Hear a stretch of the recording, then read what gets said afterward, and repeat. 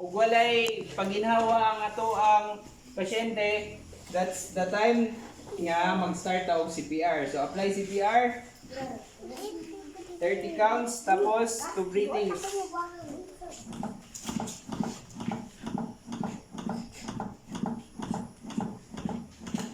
Sige, iha. Murag namingaw man kaayo. Wala gyud na ka iha. 29, 30.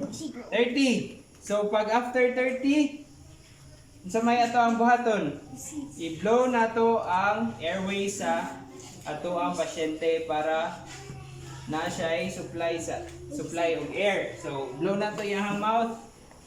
1, 2. Tapos balik ta. 30 na pod.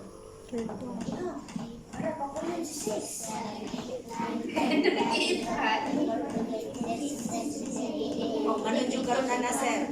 Murag tinuda na ilang iha. Next. Mura gyapon, blow ta.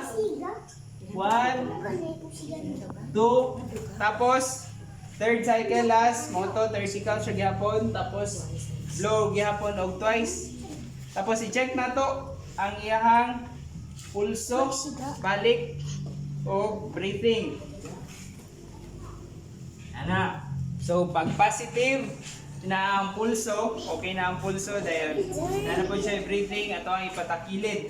Recovery position para mo clear iyahang airway. Kung naay something nga nakabara or napay tubig sa iyahang lungs, mugawas, tapos ang blood circulation o ang paginhawa niya mamaayo. Sige, nga to. O, kinsay, Imo na na. gusto mo try?